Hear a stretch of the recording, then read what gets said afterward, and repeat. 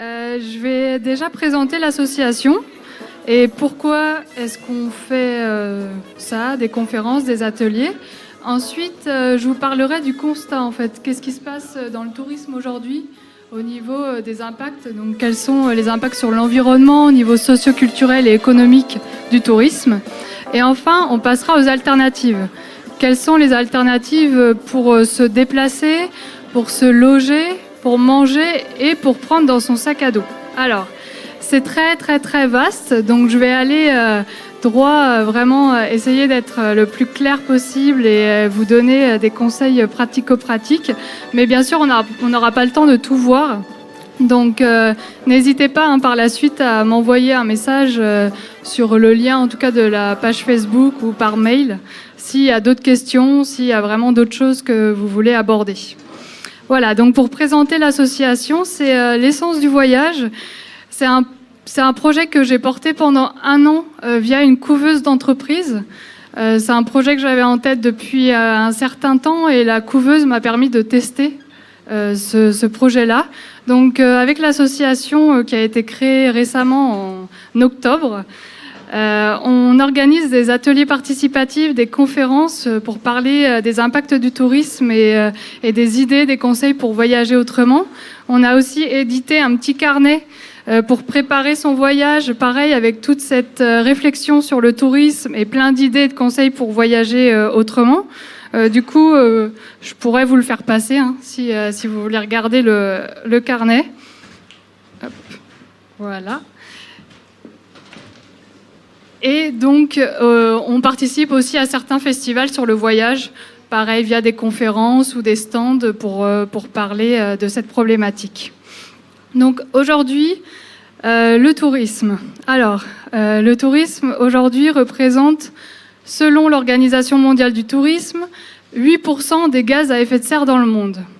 C'est dans ces 8%, alors ce serait 40% à cause de l'avion, 32% à cause des transports routiers et 21% à cause de l'hébergement.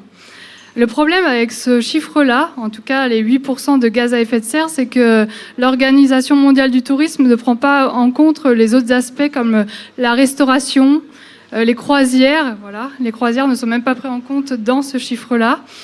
Les cadeaux souvenirs aussi. Alors tous les petits cadeaux qu'on peut retrouver partout, qui sont principalement fabriqués en Chine, qu'on doit importer, mais qui produisent beaucoup de gaz à effet de serre. Donc voilà, ce chiffre, il est vraiment peu précis et il faudrait faire des études beaucoup plus complètes pour que ce chiffre soit réel. Donc le Mediapart et l'agence Reuters avaient fait une étude où ils avaient ajouté les croisières, où ils avaient ajouté la restauration. Et donc, au niveau mondial, le tourisme représenterait plutôt 13% des gaz à effet de serre dans le monde. Voilà. C'est une grosse industrie. C'est pas non plus celle qui pollue le plus, mais voilà, c'en est quand même une très grosse. Au niveau des déchets, pareil, il n'y a pas d'études mondiales. Par contre, le gouvernement des Maldives, l'année dernière, a essayé de faire une étude sur le nombre de kilos de déchets provoqués par les touristes. Et selon eux, un touriste provoquerait par jour 3,5 kilos de déchets. C'est un chiffre énorme. Mais en même temps, en France, un Français, en moyenne, c'est 1,5 kilos de déchets par jour et par personne. Donc en voyage, et en tout cas aux Maldives, qui est une destination de tourisme de masse, parce qu'il y a plus d'1 million de touristes par an, un touriste provoquerait 3,5 kilos de déchets. Tout est pris en compte dans ce chiffre-là, les transports, la restauration, l'hôtellerie, toutes les navettes qui sont faites entre les îles. Mais je trouve que ce chiffre, moi je trouve que ce chiffre est énorme. Mais en même temps, en voyage, on pollue plus parce que on n'a pas, par exemple, notre petite cuisine. Donc on va partir, on va devoir acheter quelque chose sur le pouce. On va provoquer un peu plus de déchets qu'à la maison. Et donc mis bout à bout, on provoquerait parfois le double de ce qu'on pourrait provoquer chez soi. Ça vous semble logique, selon vous, quand vous avez voyagé, vous vous êtes rendu compte que vous avez provoqué plus de déchets qu'à la maison? Oui, en tout cas, moi, personnellement, je m'en suis rendu compte. Même avec mon petit sac à dos, j'essayais de faire au mieux, mais parfois, je me retrouvais avec des déchets comme ça, là. Aussi, voilà, une petite précision, c'est une conférence participative, donc n'hésitez pas. Voilà, si vous voulez aussi faire une remarque, une suggestion, n'hésitez pas à parler. Et je vais vous poser aussi des petites questions pendant toute cette soirée. Je vais vous faire travailler un petit peu. Donc voilà, au niveau des déchets, il n'y a pas d'étude mondiale. Il y a ce chiffre-là qui est sorti l'année dernière et j'espère qu'il y en aura d'autres qui montreront qu'on produit beaucoup de déchets en voyage. Par contre, voilà, c'est quand même le tourisme de masse qui en provoque le plus. C'est parce que on va faire dans la restauration principalement des buffets. Alors, il y a une partie de ces buffets, les restes, qui vont être pour les personnes qui vont travailler, mais en même temps, en ayant personnellement travaillé dans l'hôtellerie, on ne mange pas tout, en fait. Tout ce qui est fait, tout ce qui est fabriqué, à la fin, les employés ne mangent pas tout. Donc, c'est jeté, la plupart du temps. C'est même pas donné à des associations, c'est jeté. Pareil, dans la salle de bain des hôtels, tous les petits récipients, le savon qui est dans une bouteille plastique, enfin voilà, tout ce qu'on peut trouver à la fin d'un séjour, donc lorsque le client est parti, même s'il n'a pas utilisé, c'est jeté aussi, parce qu'il y a un risque. Du coup, il y a un risque de contamination, donc la plupart du temps, voilà, tout est jeté. Parfois, certaines personnes qui travaillent peuvent récupérer, mais en tout cas, le gros est jeté.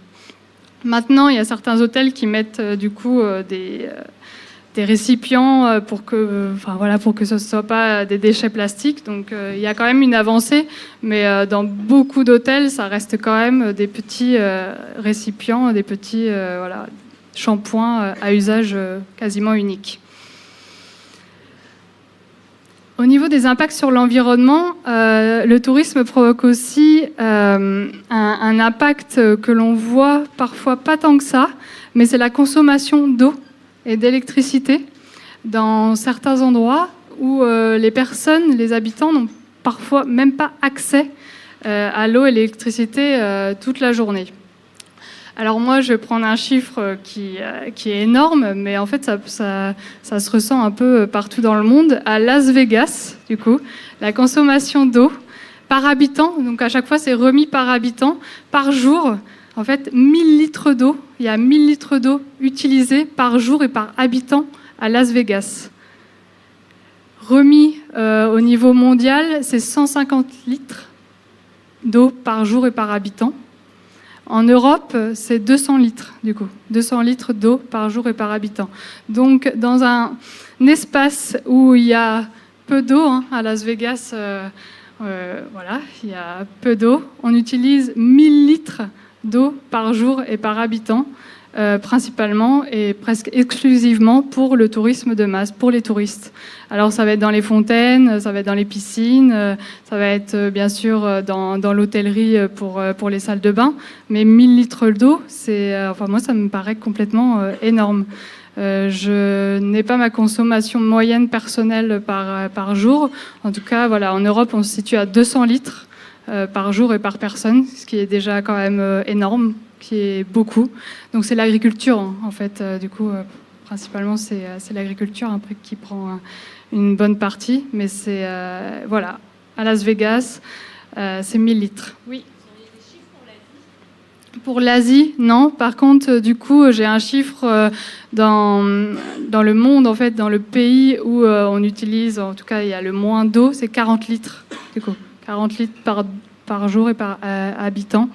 Et donc, c'est un pays africain. Et je crois que c'est le Niger.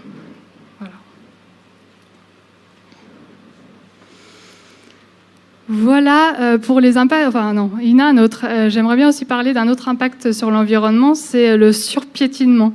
Alors, on a envie d'aller marcher, ce qui est vraiment une pratique très, très bonne, mais souvent, on a envie aussi de sortir des sentiers battus. Ça, j'entends souvent, sortir des sentiers battus.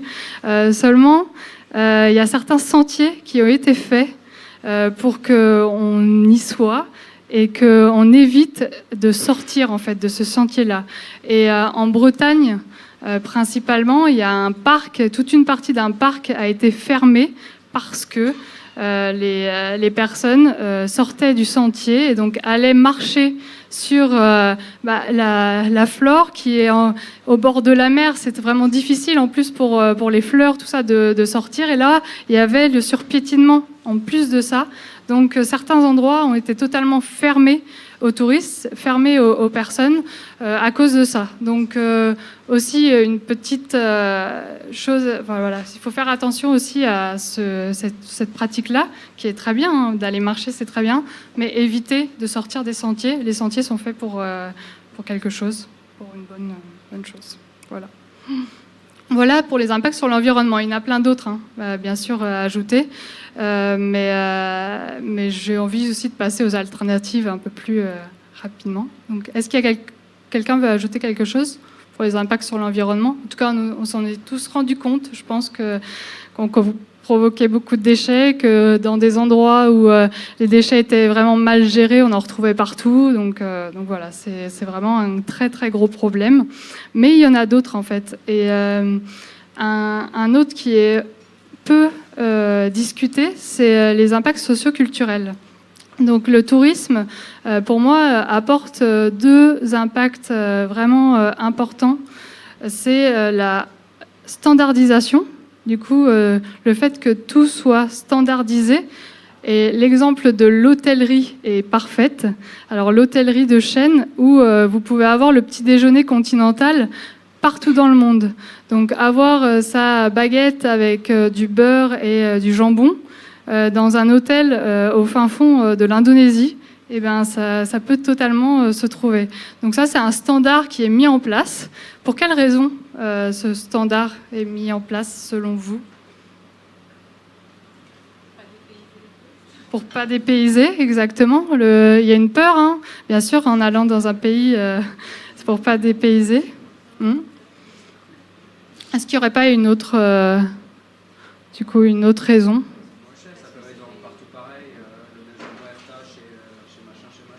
Exactement, c'est moins cher. Une personne qu'on va former, qu'on va former dans un hôtel, on va pouvoir l'emmener dans un autre hôtel et ça va être la même chose. En ayant travaillé dans l'hôtellerie quelque temps, j'avais l'impression d'être un robot parce que on accueille la personne de la même manière, que ce soit dans un hôtel au Japon, aux États-Unis, en France. Voilà, le standard est mis en place. Pour une facilité, voilà, pour faciliter l'accueil, pour que le touriste qui arrive, le client qui arrive, ne soit pas très stressé. C'est vrai, hein, on a envie de déstresser le client, le touriste, c'est ce qu'il cherche aussi quand il part en vacances. Et la peur de se retrouver dans un pays étranger où il connaît très peu les codes, là, il va se retrouver dans un hôtel où les codes seront établis, l'accueil sera établi, le petit déjeuner sera établi, la chambre, même au niveau du métrage, une chambre Ibis, c'est 9 mètres carrés, voilà, partout dans le monde. Au moins, il est au courant de ça, que sa chambre fera tant de mètres carrés. Donc ça, c'est la standardisation, mais il y a aussi une folklorisation. Parce que quand on part à l'étranger, on a bien sûr envie de découvrir quand même une partie de la culture du pays. Donc, on va mettre en place cette folklorisation. Et là, l'exemple de Bali, pour moi, est très représentatif.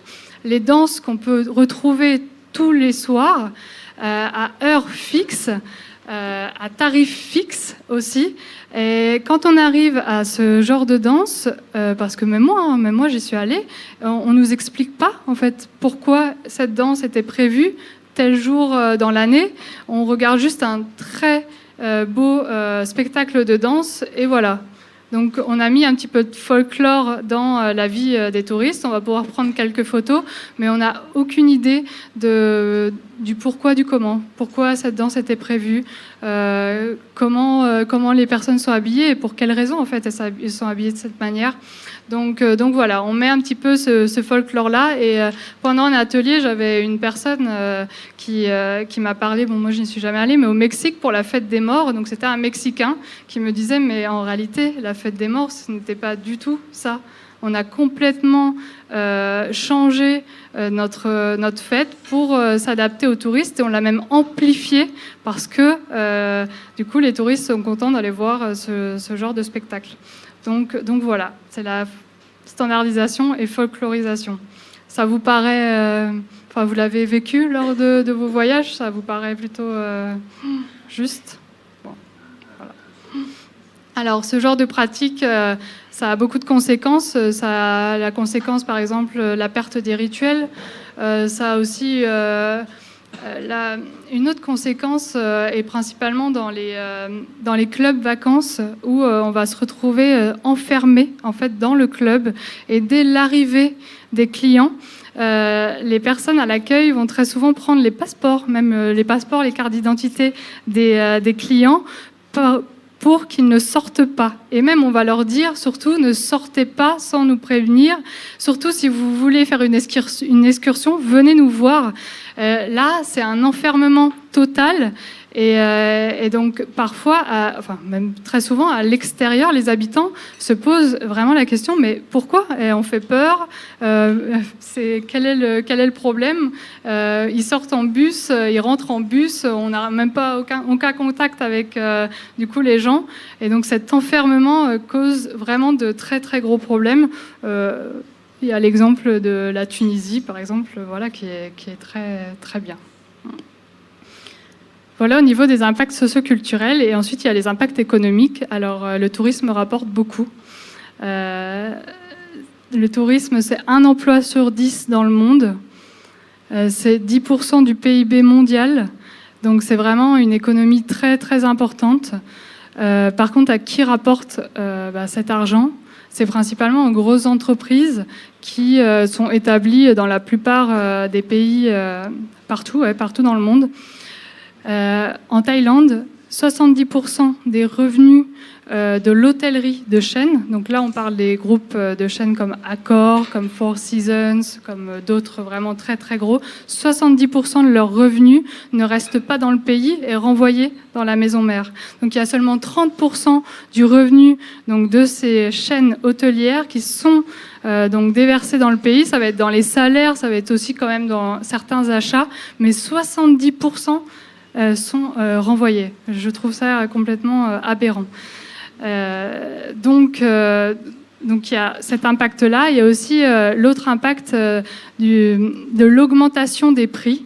Et donc là, Porto est un très bon exemple parce que il y a eu beaucoup de vols low cost qui ont été proposés départ de l'Europe, de tous les pays européens jusqu'à Porto, vraiment à bas coût. On peut avoir des allers-retours pour 20 €, donc c'est tentant d'aller à Porto, mais les prix ont vraiment flambé sur place.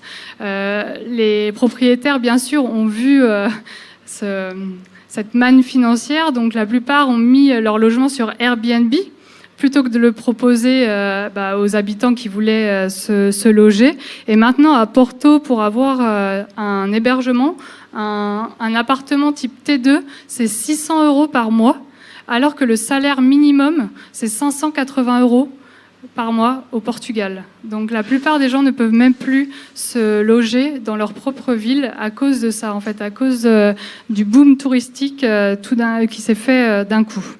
Donc c'est le cas à Porto, mais c'est le cas dans pas mal de villes européennes. Certaines ont mis le holà sur Airbnb, donc c'est très bien, mais la plupart n'ont toujours pas fait ce qu'il fallait.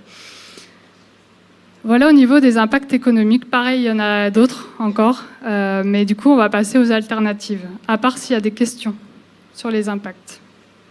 Non? On est bien? Ok. Oui.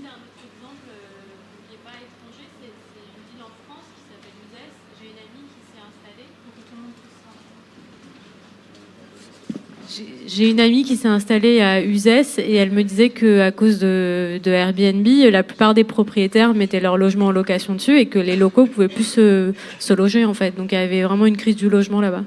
Donc un exemple français quoi. Et le pire dans tout ça, c'est qu'actuellement dans les cinémas, je ne sais pas si vous avez remarqué, mais il y a des pubs de Airbnb qui proposent d'aller dans le sud de la France. C'est hyper choquant. Enfin voilà.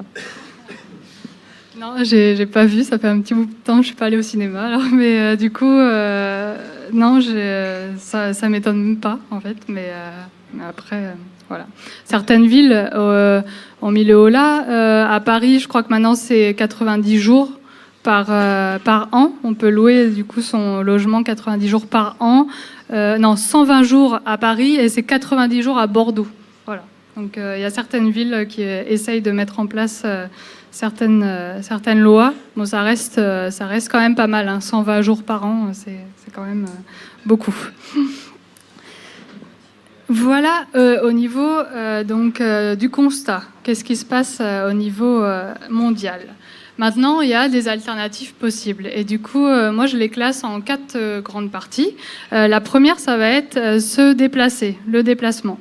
Le deuxième, le logement, qui va aussi avec le troisième, la restauration. Et le quatrième, le sac. Que prendre dans son sac? Le sac à dos minimaliste. Alors, on a tous connu notre premier voyage où on est parti avec un sac à dos, une valise de 20 kilos. Donc voilà, on va parler aussi de ça, du sac à dos minimaliste. Celui que l'on peut porter toute une journée et pas devoir porter et avoir mal aux épaules. Donc pour le déplacement. Alors, déjà, je vais parler d'une petite chose que j'entends beaucoup en ce moment et moi qui me paraît pas aberrante, mais en tout cas qui me paraît comme étant une solution qui n'est pas valable, c'est la compensation carbone. Je ne sais pas si vous en avez déjà entendu parler. Alors maintenant, il paraît qu'on ne doit plus l'appeler la compensation carbone, on doit l'appeler l'annulation carbone ou l'absorption carbone. Moi, ça me paraît totalement aberrant, ce type de pratique. Donc, je suis désolée d'ailleurs s'il y en a qui pensent que c'est bien. On peut avoir un petit débat sur ça. Mais je ne vois pas comment on peut annuler le fait d'avoir pollué et qu'on peut l'annuler seulement en donnant de l'argent. Du coup, pour moi, cette pratique-là fait enfin, c'est pas qu'on n'a pas conscience de polluer, mais en tout cas, en donnant de l'argent, on pourrait annuler son déplacement. Et du coup, en donnant de l'argent à certaines associations qui vont replanter, par exemple, on pourrait annuler le dégât qu'on a fait lors d'un gros déplacement. Tout le monde sait ce que c'est la compensation, du coup, carbone, à peu près? Ouais. Ok. Donc, il y a plusieurs associations qui sont dessus. Et il y a plusieurs personnes qui se dédouanent un petit peu du fait de prendre l'avion assez souvent en donnant de l'argent à ces associations. Le problème qui se pose là-dedans, ça voudrait dire que dans ce cas-là, il faut être plus riche pour pouvoir voyager. En tout cas, c'est l'idée moi que je me fais, parce que quand on regarde le tarif, donc un vol qu'on pourrait compenser ou absorber, ça, c'est quand même pas mal d'argent. Et il y a certaines personnes qui prennent l'avion, je crois, 3-4 fois par an et qui compensent ou absorbent pour 1 000 € par an. En fait, voilà, c'est 3-4 trajets. Ça donne à peu près 1 000 € à donner à une association. On n'a pas tous non plus 1 000 € à donner chaque année pour une association. En tout cas, pour moi, c'est pas une solution. Qu'est-ce que vous en pensez, vous? J'aimerais bien avoir votre avis, en fait, sur la question. Je sais que c'est assez critiqué parce que ça ne compense pas vraiment, en fait, parce que les émissions sont faites sur une très courte durée, typiquement 1 an, peut-être 4 trajets en avion, alors que les arbres qui sont plantés absorberont la quantité de CO2 sur plusieurs dizaines d'années. Si les forêts plantées sont viables, ce qui n'est pas toujours le cas, et en fait, généralement, c'est assez critiqué parce que les forêts, en fait, ne sont pas viables et n'absorbent rien du tout. Par contre, ouais, mais en fait, pas sur la même durée de temps et tout. C'est pas... Ouais.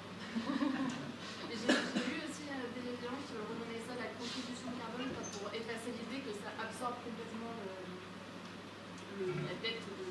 La contribution. J'ai pas référence.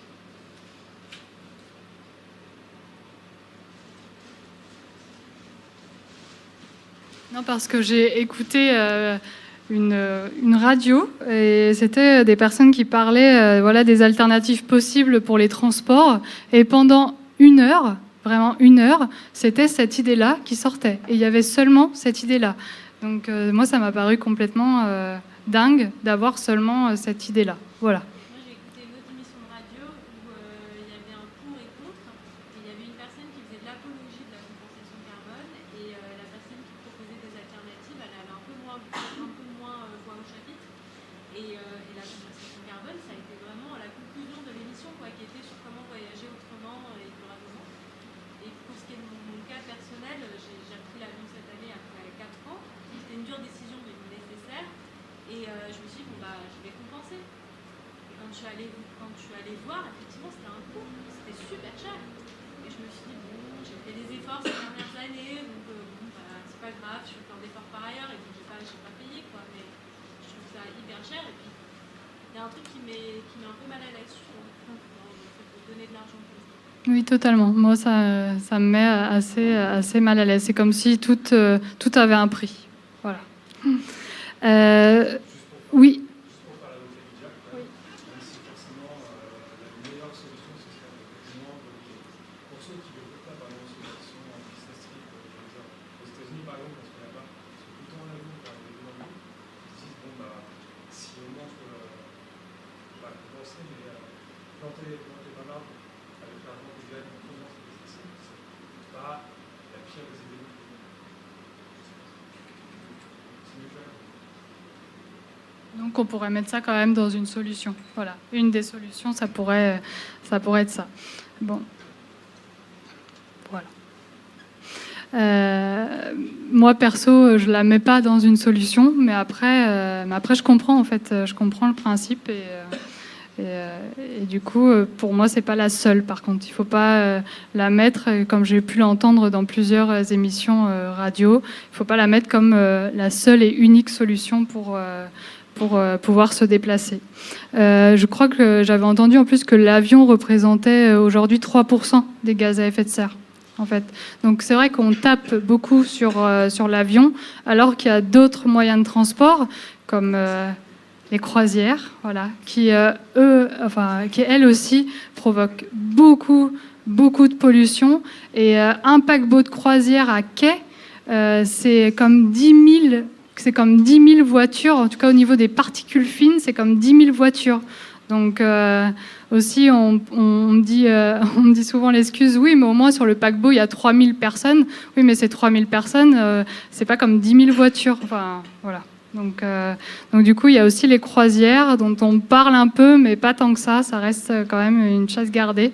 Donc voilà, il n'y a pas que l'avion non plus. Au niveau des déplacements polluants.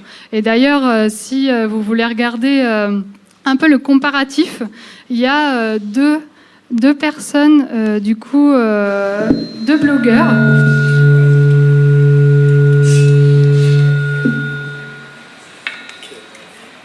Il y a deux blogueurs.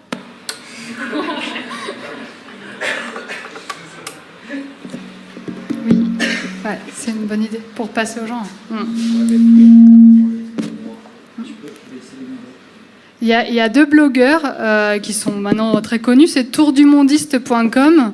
Ils ont fait un article super intéressant sur les transports et ils font un comparatif. Alors il y en a deux, je crois que c'est un Paris-Nice, où ils font le comparatif de tous les moyens de transport possibles. Eh bien, l'avion est en tête, mais vient derrière, et très peu derrière, le van, en fait, parce que c'est vraiment à la mode de voyager en van. Mais c'est très polluant, du coup, parce que très souvent, on est deux, en fait, dans le van. Ils sont... souvent, les vans qu'on utilise sont quand même assez vieux, en fait. Ils sont plus tout jeunes, donc ils sont aussi très, très polluants. Et ça vient juste après l'avion. Voilà. Donc, vous pouvez regarder sur le site. Il y a vraiment le comparatif de tous les moyens de transport. Quels sont donc ces moyens de transport? Comment on pourrait du coup se déplacer de manière alternative? On ne va pas révolutionner vraiment les déplacements, mais en tout cas, il y en a certains qui pourraient être privilégiés. Et selon vous, quels seraient-ils? Le vélo, oui. Ouais, le vélo. Et en plus, en France, bon, on n'est pas non plus les premiers, le top du top, mais il y a de plus en plus de voies cyclistes qui sont proposées. Et cet été, du coup, je me suis lancée. Je suis partie de Saint-Nazaire pour rentrer jusqu'à chez moi parce que je viens de Orléans, en tout cas un petit village après Orléans. Il y a la Loire à vélo qui est vraiment bien développée. C'est des... Oui, c'est vraiment bien fait. On peut même prendre le train. En tout cas, là, moi, je l'ai fait au mois de juin. Je pouvais prendre le train d'Orléans jusqu'à Nantes. Il y avait même un wagon qui est spécialement pour les vélos. Une personne est venue me chercher mon vélo et l'a mis dans le wagon. Donc vraiment, ils essayent de mettre en place quelque chose d'intéressant pour voyager à vélo. Et sinon, si on veut partir un peu plus loin, il y a le paradis du vélo, donc le Pays-Bas, aussi au Danemark, où là, on a des voies cyclistes, et c'est même des autoroutes en fait cyclistes. Donc voilà, partir à vélo, c'est une très bonne idée. On peut partir à pied aussi, bien sûr. Ce qui est intéressant, donc au niveau du voyage à vélo, du voyage à pied, du voyage en stop, c'est que si vous voulez préparer un petit peu votre voyage à l'avance et loger chez les gens, il y a des sites en fait, des sites spécialisés. Alors quand on est cycliste, du coup c'est Warm Shower, et donc ce site-là c'est pour être logé chez les gens. Seulement quand on se déplace à vélo, seulement quand on est cycliste. Et tout le monde, enfin, franchement, il y a beaucoup de personnes inscrites partout dans le monde. Donc, si on veut faire un gros voyage à vélo, on peut même trouver quelqu'un qui est assez loin, qui pourra nous loger. Est-ce que quelqu'un a déjà utilisé ce genre de site Warm Shower, du coup, pour son voyage? Ouais. Belle expérience, non? Ouais. Belle expérience. Ce qui est sympa, en tout cas en France, c'est qu'il y a les numéros de téléphone la plupart du temps. Donc la veille, on peut passer un coup de téléphone à la personne en disant « Demain, je vais arriver en fait vers chez toi. Est-ce que c'est possible de planter ma tente ou de dormir du coup chez toi ?» Donc c'est réservé aux cyclistes exclusivement. Voilà. Le stop aussi, du coup, comme moyen de déplacement. Pour le stop, il y a aussi un site internet dédié qui est le Couchsurfing des autostoppeurs. Je ne sais pas si vous connaissez, c'est Trust Routes. Et donc dans ce cas-là, pareil, si on se déplace en stop, on va pouvoir être logé chez des gens qu'on va contacter même la veille en fait pour passer la nuit chez eux. Trust Routes. Est-ce qu'il y a des personnes qui se déplacent en stop ici?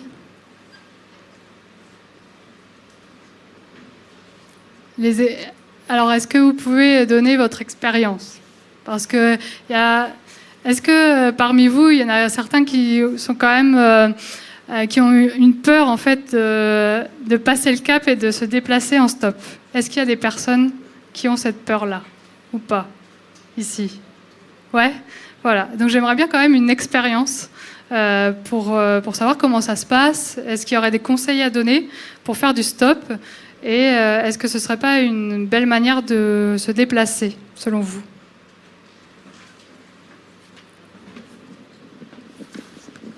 C'est qui? Alors, moi, c'était pas, le voyage n'était pas tourné autour du stop. Il y a eu quelques étapes en stop. Sinon, c'était du bus ou à pied. Et j'étais accompagnée. J'étais avec... mon conjoint. Donc une femme seule, c'est différent, je pense. Donc je pourrais pas donner des conseils à ce niveau-là. Mais ce qui est super bien, c'est de rencontrer les gens qui vivent, des gens qui se baladent sur ces routes au quotidien et de pouvoir échanger avec eux. Donc c'est plutôt le gros point positif que je ressors de ça. C'est surtout la rencontre des gens. Voilà.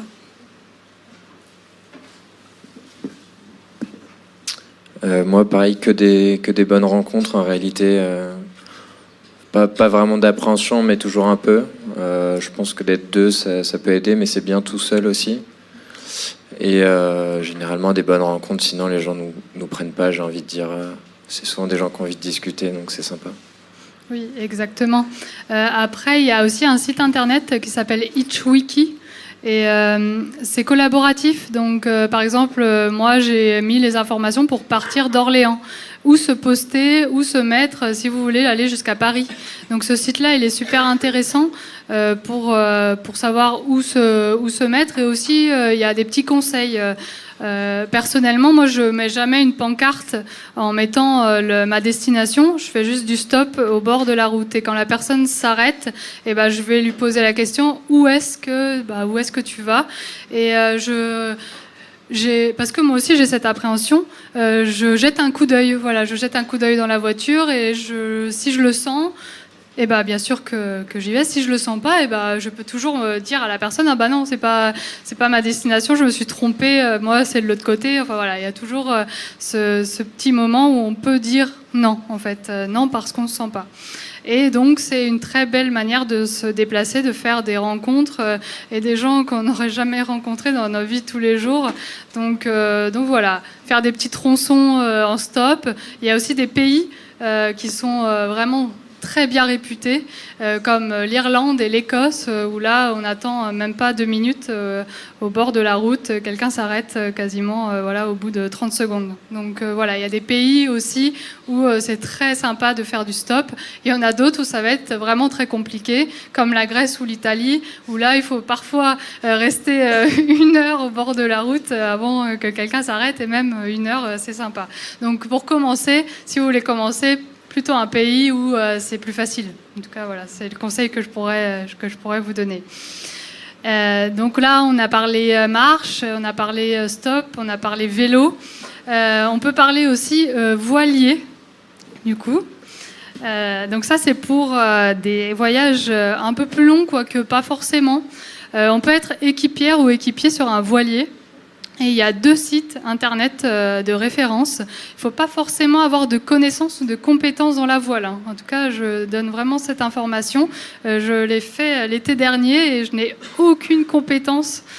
Donc c'était un petit test pour partir, du coup, partir de Marseille et aller jusqu'en Corse. Et ce qu'on doit faire sur le voilier, c'est aider dans les tâches quotidiennes, donc nettoyer, faire à manger, faire le quart, donc la nuit, voilà, il faut rester éveillé quand même un petit bout de temps. Mais on fait la traversée comme ça en voilier, du coup. Donc il y a 2 sites. Le premier, c'est la bourse aux équipiers. Et donc là, ça va être beaucoup d'annonces de français, en fait, qui vont le mettre sur le site. Et le deuxième, il est anglais, c'est Find a Crew.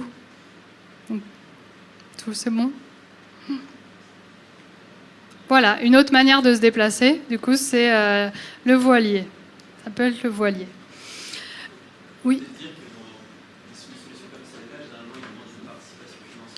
Il demande une participation financière, du coup, pour la nourriture. Ouais, totalement. Ouais. Exactement. Vous l'avez déjà fait? J'ai voulu, mais j'ai pas trouvé. Ok. Une prochaine, bientôt. Donc voilà, du coup, moi, cet été, j'avais trouvé partir de Marseille, aller jusqu'en Corse, et du coup, j'avais fait l'aller-retour. C'est vraiment sympa. Il vaut mieux commencer par petit pour voir aussi si on a le mal de mer. Voilà, c'est quand même mieux de voir petit plutôt que de faire la transatlantique directement. Du coup, nous, on était partis 48 heures pour y aller, et j'étais restée quelques jours sur place, et 48 heures pour revenir. Ça peut être plus rapide, je crois. Et j'ai vu des trajets qui peuvent aller jusqu'en Grèce. Enfin voilà, il y a des trucs assez sympas. En fait, au niveau du déplacement, ce qu'il va falloir prendre en compte, c'est la notion temps. Parce que, bien sûr qu'on n'a pas tous non plus 6 mois de vacances dans l'année. Donc la notion temps va être très importante dans ce cas-là. Mais c'est aussi la notion de prendre le déplacement comme faisant partie intégrante du voyage. Voilà, parce que quand on prend l'avion, très souvent c'est un sas en fait. C'est un sas entre notre départ et l'arrivée, la destination. C'est la destination où là nos vacances vont commencer. Alors que si on prend le déplacement comme faisant partie intégrante du voyage, déjà on va changer la perception que l'on a du voyage. Donc pour moi cette particularité-là est très importante à prendre en compte, que le déplacement fait partie intégrante du voyage. Voilà. Il y a d'autres moyens de transport encore, de prendre le train, de prendre le covoiturage. Voilà, il y en a encore pas mal d'autres. J'ai rencontré des gens qui partaient en canoë pour 3 semaines. Enfin voilà, il y a quand même plein de moyens de transport pour éviter de prendre l'avion. Par contre, c'est vrai que si on doit se rendre loin, l'avion, ça va être le plus rapide. Hein. Et parfois le plus économique aussi. Est-ce que vous voulez ajouter quelque chose sur le transport ? Oui ?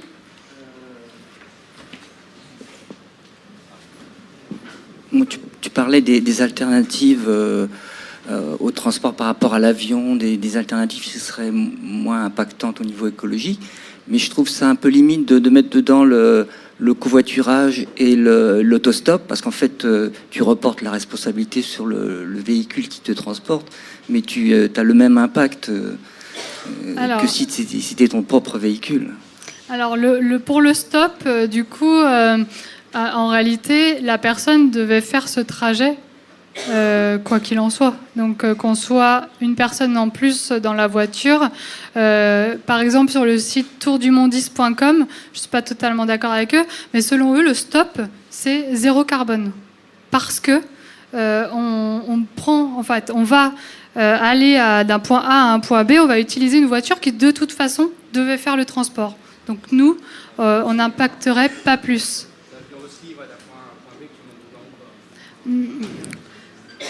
Mais on va...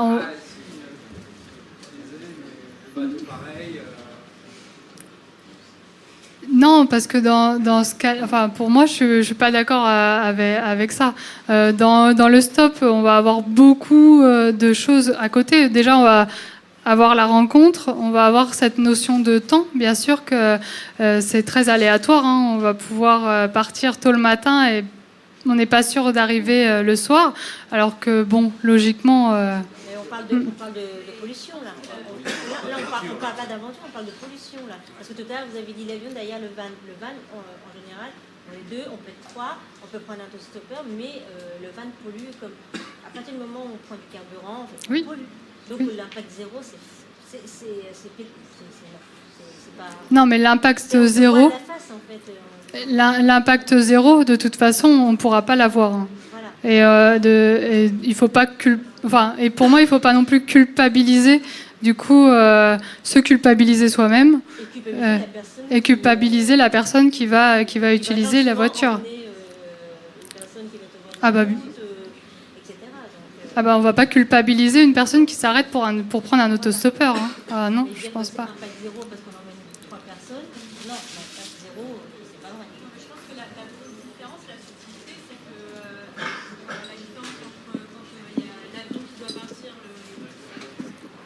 La subtilité, c'est que quand tu fais de l'autostop, tu crées pas de la demande en fait. Le véhicule, il est là, il est sur ton passage et tu le prends parce qu'il passe. L'avion, le bateau, certes, il a prévu ses déplacements, mais dès lors que tu achètes ton billet, tu participes à créer de la demande et l'offre va... Tu participes à augmenter l'offre aussi de ces transports-là. Je pense que c'est ça la nuance. Après, oui, en termes de carbone, c'est pas zéro, quoi.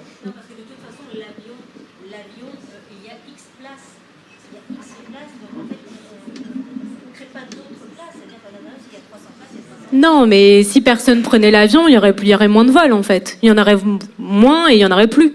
Mais comme les gens continuent d'en acheter, il y a de plus en plus de vols. Tout le monde ne va pas à pied au Vietnam et tout le monde ne va pas en vélo. On est d'accord. C'est hypocrisie quelque part. Et je crois qu'il y a une personne, vous vouliez... Attendez, désolé. Oui, donc ici et après, du coup, là-bas. Tu veux pas ? Non, mais... Si, bien sûr. Tu peux commencer. Ah non, mais je voulais juste abonder dans son sens.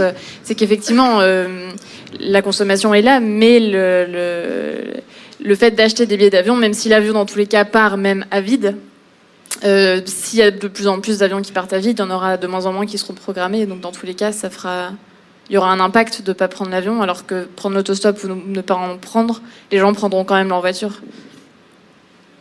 Non ? Bah si. Oui, non, c'est ça, c'est si tu fais un Paris-Marseille en avion ou en stop ou en train, effectivement, c'est pas pareil que le Vietnam ou je sais pas quoi. Le Vietnam, tu vas pas tu vas en vélo, c'est sûr. Mais ni en stop d'ailleurs. Mais bon, donc c'est pour ça que c'est une histoire d'échelle en fait, de dire que tu prends un l'autostop sur un Brest, je sais pas quoi. Ok. Ouais.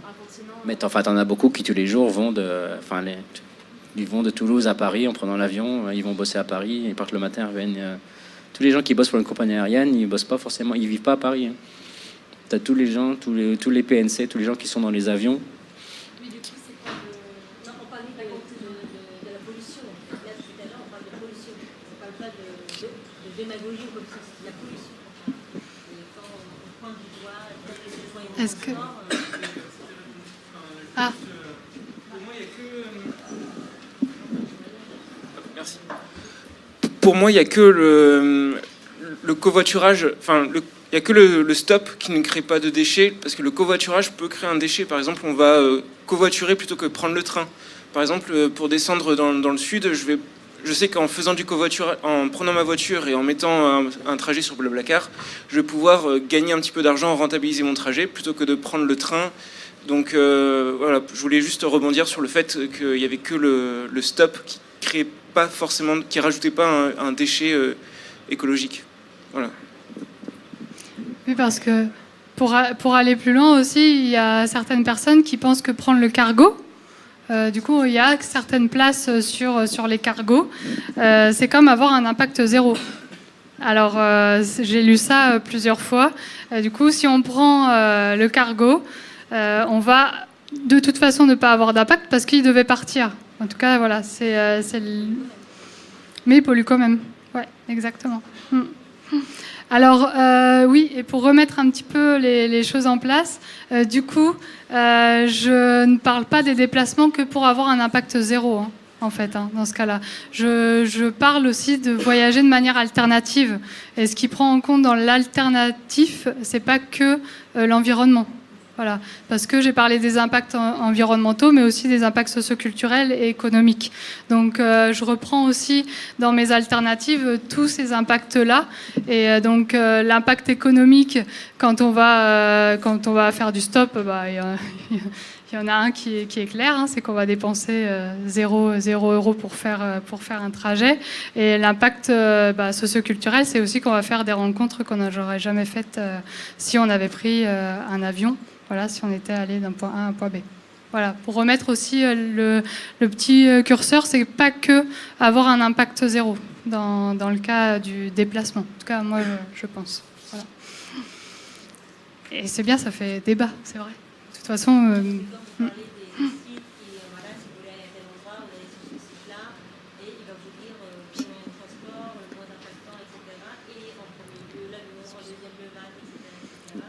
C'est pour avoir aussi une réflexion, en fait. C'est pas pour culpabiliser qui que ce soit, en fait. C'est pour aussi se dire « Ah, mais je pensais que prendre ce moyen de transport, c'était plus écologique. » Et en fait, je me rends compte que dans le détail, non, en fait, pas du tout. Donc voilà, c'est aussi pour apporter une réflexion et faire son choix propre. C'est pas pour donner des leçons, hein. Je suis désolée si vous le prenez comme ça, mais c'est pas pour donner des leçons que je donne ces alternatives, hein. En premier lieu, en général, quand on part en une famille de 4, la première chose, c'est le budget. Donc, ce qu'on regarde, c'est le moyen de transport qui nous coûtera le moins cher pour 4 pour aller à telle destination. Donc, on se pose réellement pas la question. Alors, est-ce que je vais polluer plus, moins, etc. On doit partir à tel endroit. Si le train nous coûte moins cher que l'avion ou autre, on va pas se dire, allez les enfants, on prend le vélo, on va à Toulouse en vélo. Vous voyez, c'est discutable. Hein. Je pense que c'est discutable. En tout cas, moi, j'ai rencontré des personnes qui voyagent à vélo parce que ils se sont rendus compte qu'ils avaient un impact énorme quand ils partaient en vacances en voiture et que cette année, ils vont partir à vélo. Et ils ont adoré partir à 4 à vélo pour faire leur chemin. Et on peut aller plutôt loin, hein. En tout cas, partir de Saint-Nazaire et faire 700 km, c'est possible. En tout cas, personnellement, moi, je l'ai fait en 10 jours. Ah oui, je conçois. Donc, c'est tout à fait possible. Voilà. Et après, c'est chaque famille réfléchit différemment, Oui. va polluer moins sur certains aspects. Mais bon, après, si ils préfèrent prendre le train ils vont pouvoir prendre l'avion, mais ils vont prendre le train plutôt que le vélo ou la marche à pied pour aller voir la famille dans le sud de la France. Vous voyez, voilà, on ne peut pas non plus leur tirer un boulet dessus en disant alors il faut réfléchir. Oui, après je pense qu'il y en a qui le font réellement, en tout cas qu'ils essayent de vraiment limiter leur impact quand ils partent en voyage. Voilà. C'est sûr qu'il ne faut pas mettre tout le monde dans le même panier, mais ouais. Voilà au niveau des transports. Désolée si ça en frustre quelques-uns, s'il y avait d'autres questions. Mais en tout cas, maintenant, on va passer au logement, en fait. Alors, quelles seraient, selon vous, les manières alternatives de se loger ? On en a parlé un petit peu en voyageant à vélo, en voyageant en stop. On peut se faire loger chez l'habitant. Voilà. Exactement. En parler autour de soi. Alors ça va être le meilleur moyen de trouver un logement quand on va quelque part. Plutôt que d'utiliser, alors bien sûr qu'il y a plein de sites intéressants pour loger chez l'habitant, en fait, de demander directement, ça va être très important et ça va être en fait l'une des premières alternatives. Même en arrivant dans un lieu, d'aller demander aux gens s'ils connaissent pas un endroit. Du coup, on peut être logé. Alors, un petit hôtel familial ou être logé chez l'habitant, peu importe. Mais en tout cas, ça peut être une manière de trouver les petites adresses et de rencontrer déjà les gens en ayant cette question-là. Est-ce que tu connais pas un endroit où je pourrais dormir, ou est-ce que tu connais pas un endroit où je pourrais manger aussi, ou quel est ton endroit préféré pour aller manger ? Moi, dans la rue, on m'a jamais arrêté pour me poser cette question. Et pourtant, j'aimerais bien, en fait, qu'à Orléans, on m'arrête et qu'on me pose la question, c'est quoi ton endroit préféré pour aller manger ? Et là, je sortirais toutes les adresses que je connais et qui sont vraiment top.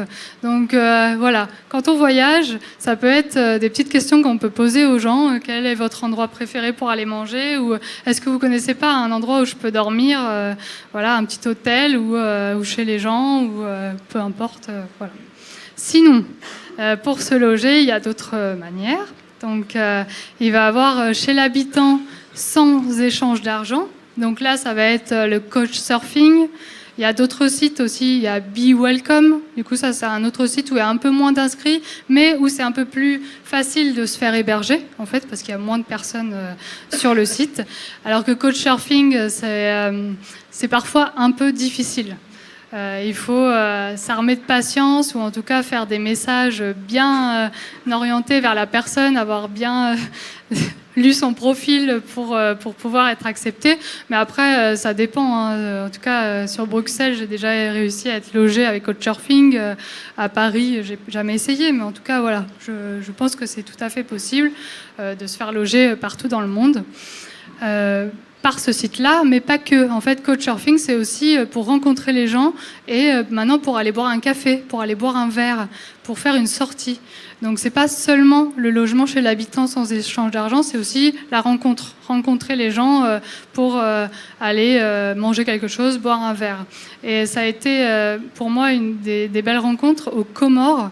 C'est des îles vers Madagascar, où il y a très peu d'informations en fait sur ce pays-là, et il y a très peu d'hôtels aussi en fait. Sur les sites internet, il y avait 4-5 hôtels, voilà, seulement sur les îles. Donc du coup, j'ai utilisé Couchsurfing parce que là, on peut trouver du monde partout en fait. Et j'ai rencontré une personne et je lui ai posé ces questions-là.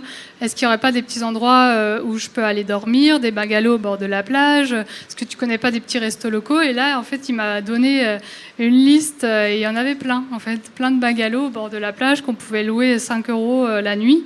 Donc voilà, Couchsurfing, c'est aussi pour rencontrer les gens et avoir ces bonnes adresses. Et aussi pour loger chez eux, bien sûr. Le sans échange d'argent, donc la rencontre sera différente, en tout cas, que quand il y a un échange d'argent. Je ne sais pas si vous l'avez déjà vécu, ces deux types-là. Quand il n'y a pas d'échange d'argent, on va très souvent ramener quelque chose à manger le soir. Voilà, on va proposer de faire le repas ou autre chose. Quand il y a un échange d'argent, déjà la rencontre sera un peu différente. Je dis pas qu'elle sera pas bonne, hein, mais en tout cas la rencontre sera un petit peu différente. Et là, il y a par exemple le site de Gamping. Je ne sais pas si vous connaissez. Le Gamping, c'est de planter sa tente dans le jardin des gens, du coup. Donc, non, Gamping. C'est quoi le glamping? D'accord. Ok. Je connaissais pas. Ok. Gamping. Donc c'est Gamping. Donc en fait c'est garden. Ouais, c'est garden et camping. Voilà. Donc c'est pour planter sa tente chez les gens, dans le jardin des gens, et en moyennant 4-5 € par nuit, on a accès à la salle de bain et à la cuisine en fait des gens. Voilà. Donc ça, c'est principalement pour voyager en France, hein, du coup, le camping. Il y a aussi, du coup, un autre site qui n'est pas Airbnb, parce qu'au départ, l'idée de Airbnb est en réalité géniale. Hein. C'est d'aller dormir, du coup, chez les gens. Par contre, c'est devenu un business lucratif où maintenant, on n'a même plus la rencontre. C'est on va chercher les clés avec le code et puis on va remettre les clés, pareil, dans le petit boîtier. Donc, la rencontre ne se fait plus. Du coup, il y a une Montpelliéraine qui a créé un autre site qui s'appelle Bedi Casa. Voilà, je ne sais pas si vous en avez déjà entendu parler. Ça ressemble vraiment beaucoup à Airbnb. Par contre, c'est pour loger chez les gens. Vraiment chez les gens, que les gens sont toujours là quand on arrive. Ils ne vont pas nous laisser l'appartement pour nous.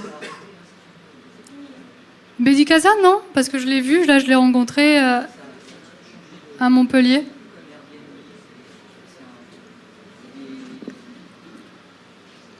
Je crois que le site a été, enfin Bedi Casa a été racheté et c'est devenu des échanges de services locaux avec des cours, des choses comme ça, mais j'y suis allée il y a peu de temps et c'était vraiment pour loger chez les gens parce que je regardais en fait du coup pour moi personnellement et j'ai trouvé en fait donc Ça existait avant Airbnb. oui mais ça existe toujours hein, vraiment hein. Bedi Casa du coup on peut loger chez les gens. Elle a maintenu l'activité, c'est bizarre ça. comme elle l'a revendu. Et en septembre. Voilà. C'est plus peut-être qu'on n'avait pas rencontré la créatrice en fait de Bedi Casa parce que c'est une amie et en fait on est au courant de ce qu'elle fait et de ce qu'elle ne fait plus en fait. Oui, mais on pouvait loger chez les gens, en tout cas, toujours, non? Là, oui. Oui. Oui. Ouais.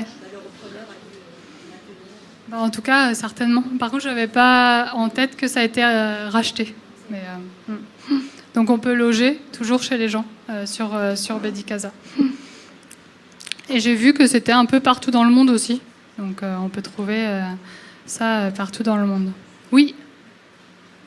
Aussi un réseau qui se développe qui s'appelle Airbnb, où là, je pense, on paye, contribue, et la somme est redistribuée dans des projets associatifs locaux. Ça, c'est plus une réponse par rapport au tourisme de masse qui a tendance à altérer les quartiers, et du coup d'avoir là un impact positif à travers le séjour. Exactement. Donc Airbnb, ça a été créé par des Italiens et pour l'instant c'est testé dans certaines villes, donc en Italie et en Espagne. Et c'est vraiment la municipalité qui prend en charge, qui fait le cadre vraiment de comment ça va se passer. Et du coup ça peut être intéressant de voyager dans ces villes-là. Donc je crois qu'il y a Valence en Espagne et il y a plusieurs villes aussi en Italie. Voilà, donc Airbnb. Voilà, donc il y a aussi les échanges d'appartements ou de maisons.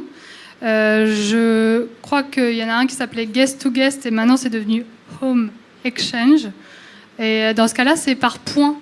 Donc il n'y a pas d'échange d'argent non plus, c'est des points qu'on va accumuler si du coup on laisse son appartement ou sa maison. Et pareil, on va pouvoir aller loger chez les gens. Est-ce qu'il y a d'autres idées qui vous viennent ?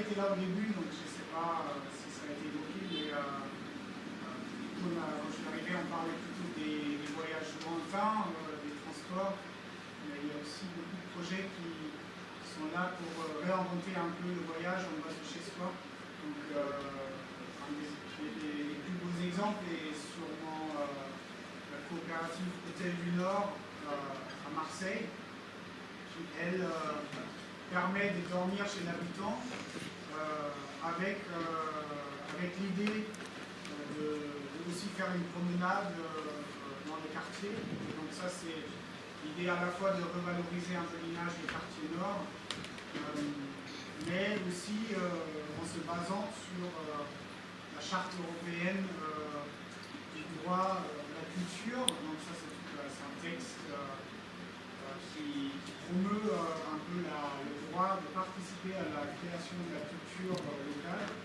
Et donc c'est une coopérative participative, habitante et aussi avec les commerces. Donc c'est tout un réseau en fait dans les quartiers qui permet d'organiser ce séjour. Et sur Paris, ça existe aussi, ça s'appelle Accueil banlieue.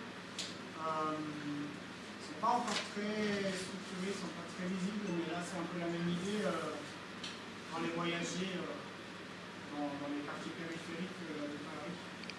Il y a aussi cette idée de développer un peu le voyage en bas de chez soi à travers le séjour chez l'habitant. Oui, et de redécouvrir sa ville. Il y a beaucoup de projets autour de ça, du coup, à Paris.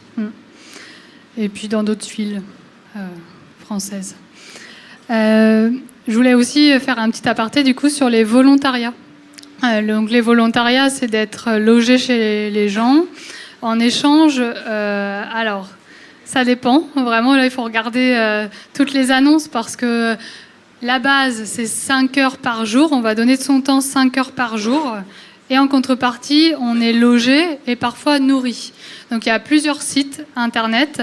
Le premier qui est vraiment très connu, c'est le Woofing. Et donc là, ça va être dans les fermes bio. Donc, il faut regarder vraiment toutes les annonces et elles sont très détaillées parce que parfois, en fait, la personne chez qui vous allez aller, elle va vous demander d'être aidé 8 heures par jour. Voilà. Parfois, c'est 5 heures, parfois, c'est 8 heures, parfois, ça peut être plus.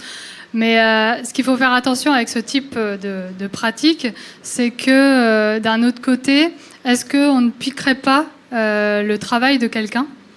Voilà. Quelqu'un pourrait faire ce travail, si c'est 8 heures par jour, quelqu'un pourrait faire ce travail. Donc il y a aussi cette problématique-là de est-ce qu'on ne piquerait pas le travail de quelqu'un ? En tout cas, moi j'entends très souvent cette critique-là. D'un autre côté, c'est aussi de très belles rencontres et la découverte de pratiques. D'aller aider dans une ferme bio en permaculture, on va avoir des connaissances supplémentaires, on va pouvoir en apprendre davantage sur ce type de pratique. Donc moi, je ne la mets pas à jeter, en tout cas cette pratique-là, parce que ça permet vraiment la rencontre. Il y a aussi d'autres sites. Du coup, le deuxième, c'est Workaway. Et le troisième, Help, avec un X, HelpX. Donc, helpx.net, si je ne m'abuse. Donc, ces sites-là, ils sont payants, mais le Help, il est à 20 € pour 2 ans. Le Workaway, je crois que c'est 32 € pour 1 an. Et après, on a accès en fait à une liste, vraiment une liste énorme de personnes qui peuvent nous accueillir. Et en contrepartie, on va aider dans les tâches quotidiennes. Voilà. Je ne sais pas si vous avez déjà utilisé ces sites-là. C'est quand même très connu. Je pense, en tout cas personnellement, que c'est préférable d'utiliser ce type de site plutôt que d'autres agences de volontariat qui vont avoir des tarifs exorbitants. Alors, quand on va taper volontariat ou humanitaire dans n'importe quel pays, on va tomber sur des grosses agences où parfois, pendant 2 semaines, on va alors aider le monde. Et du coup, pour 2 000 €, on va aller aider le monde. Par contre, voilà, c'est pas ce qui va se passer en réalité sur place.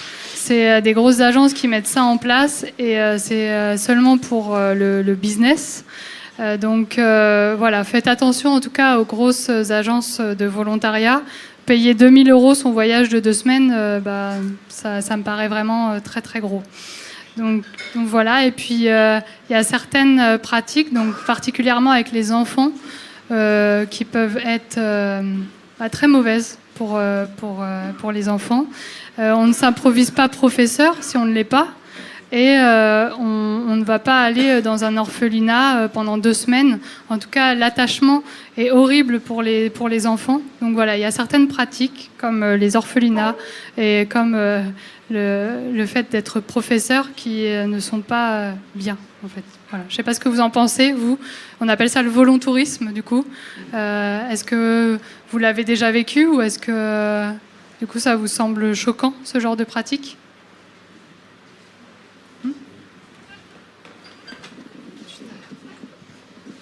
Oui, ça semble d'autant plus choquant, même en ayant une pratique professionnelle de l'enseignement, que j'ai entendu dire que dans le cas des orphelinats, il y avait même des faux orphelinats, c'est-à-dire qu'ils organisent le trafic d'enfants pour permettre aux touristes de ces agences-là d'avoir des enfants à choyer.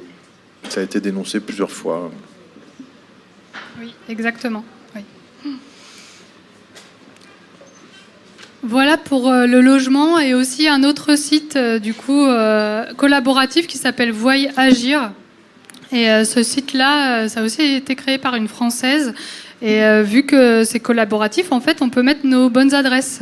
Par exemple, moi qui suis allée dans tel pays, j'ai découvert ce petit endroit au bord de la mer, et je vais pouvoir le mettre sur le site et dire pourquoi, selon moi, il serait alternatif. Voilà.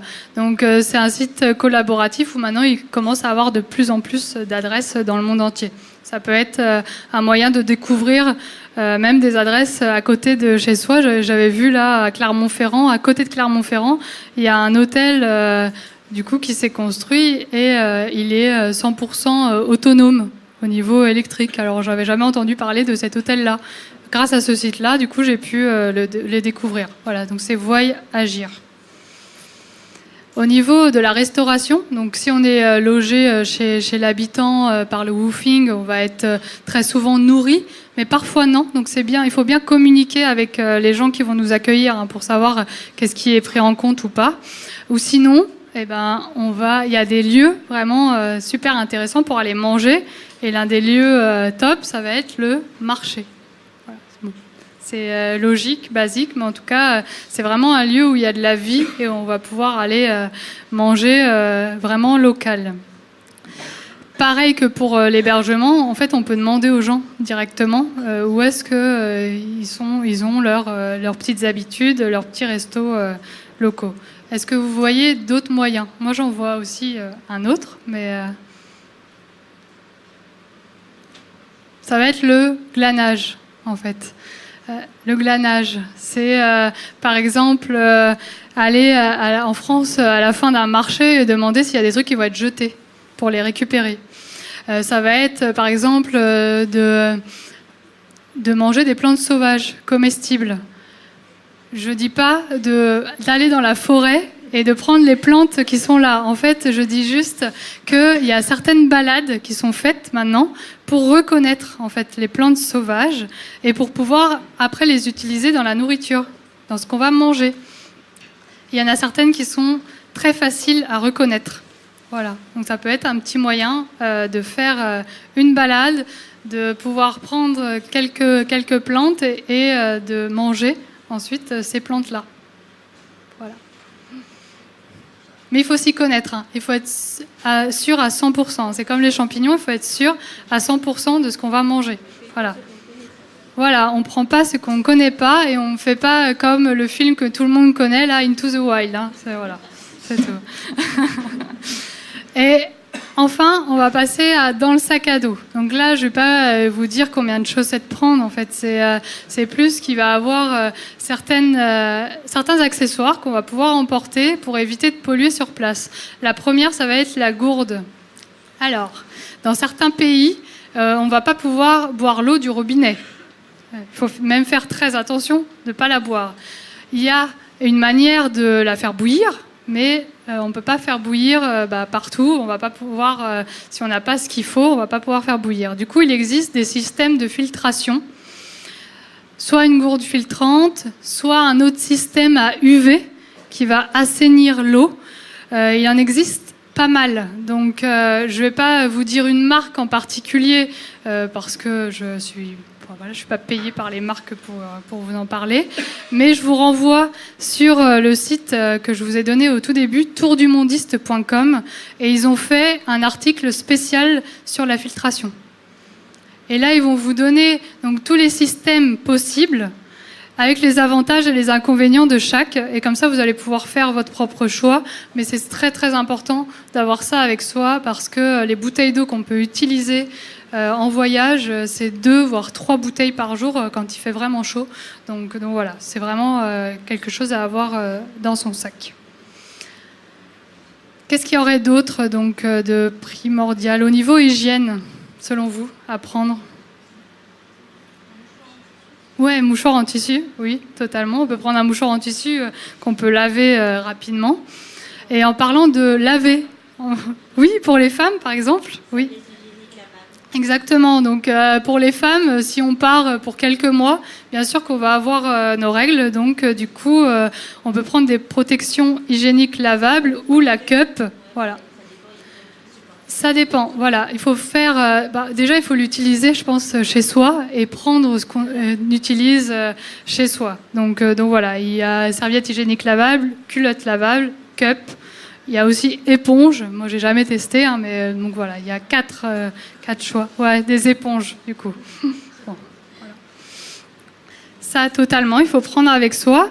Si on commence à sentir mauvais, parce que c'est vrai que si on part en voyage, et qu'on part à pied ou à vélo, on va transpirer pas mal et on va commencer à sentir mauvais. Qu'est-ce qu'on pourrait du coup prendre avec soi ? Oui, alors on peut prendre des huiles essentielles pour beaucoup de choses. Ouais. Exactement. Ouais. Au lieu de prendre un gros paquet de médicaments, les huiles essentielles, alors pareil, on va utiliser celles que vous allez utiliser tous les jours. Moi, je vais pouvoir vous donner des noms parce que personnellement, c'est celles que j'utilise, mais prenez les vôtres en fait plutôt que d'utiliser des nouvelles. Donc du coup, moi, je prends de la menthe poivrée. Et la menthe poivrée, ça permet de calmer les maux de tête et les nausées. Donc si on commence à prendre un bus qui nous secoue dans tous les sens et qu'on a la nausée, on se met un petit peu d'huile essentielle de menthe poivrée et ça calme. Je prends aussi du coup de la lavande et donc là ça calme plutôt les boutons de moustiques. Voilà. Et ça calme aussi, ça apaise quand on veut dormir. Et je prends aussi du tea tree, du coup, l'arbre de thé. Ça c'est quand j'ai l'impression de tomber un petit peu malade. Et du coup, je m'en mets soit sur les poignets, soit sous les pieds, en fait, sur la voûte plantaire, et ça permet de requinquer. Il en existe beaucoup d'autres, hein, du coup, hein, donc voilà. Parce qu'en Asie, nous, on a notre huile essentielle magique qui fait tout. En fait, c'est ma journée dans mon sac, et un tour, fait tout avec. Et c'est un peu comme le baume du tigre ou pas ? Oui, ouais.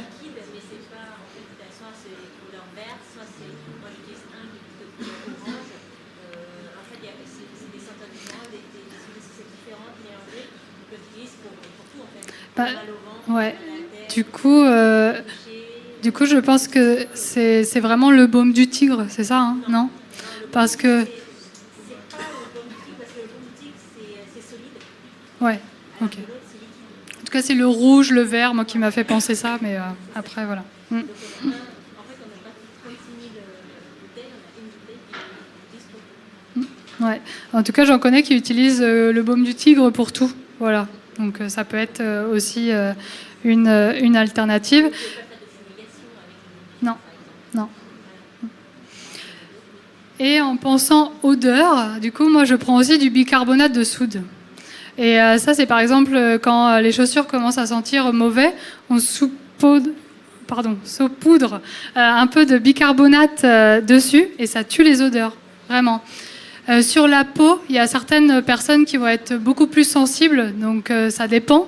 de la sensibilité, mais moi je m'en mets sous les aisselles, pas tous les jours, pour les odeurs. Voilà, quand ça commence à sentir mauvais, au lieu d'utiliser du déodorant, j'utilise du bicarbonate de soude.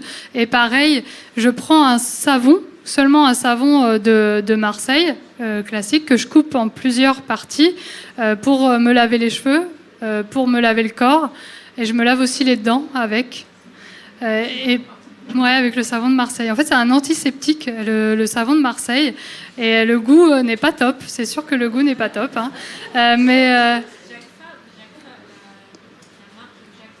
Ouais, Fabre.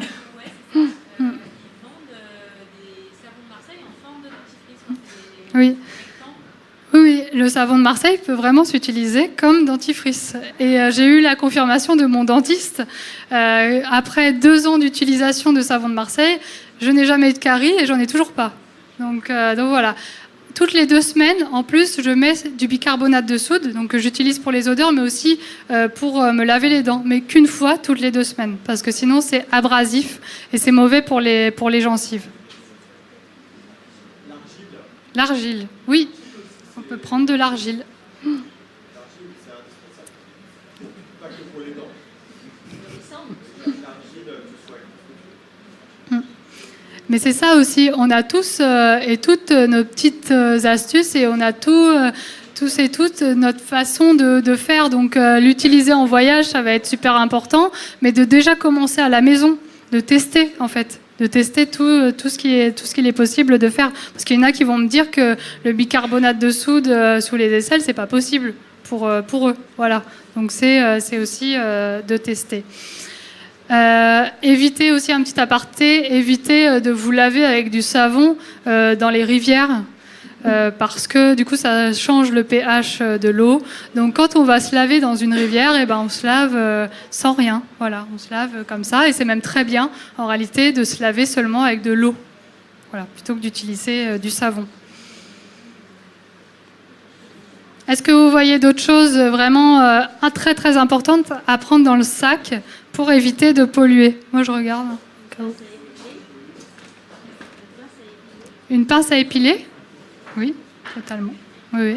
Même un petit peu, je pense à ça, mais c'est bizarre, du fil de couture avec une petite aiguille, parce que quand on se fait un trou, c'est super pratique d'avoir ça, mais une pince à épiler et aussi une pince à tic. En tout cas, moi, j'en avais pas pris une cet été pour partir à vélo, et voilà, je me suis fait piquer par un tic. Donc avoir aussi la petite cuillère à tic, là, la petite pince à tic, c'est important.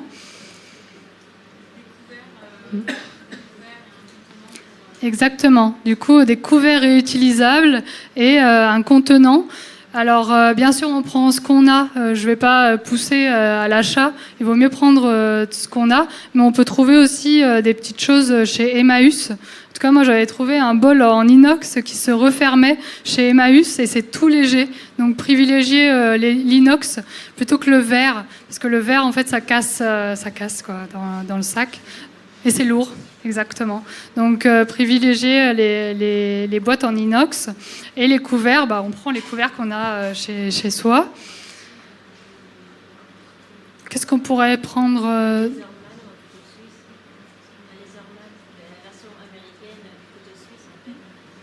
Oui.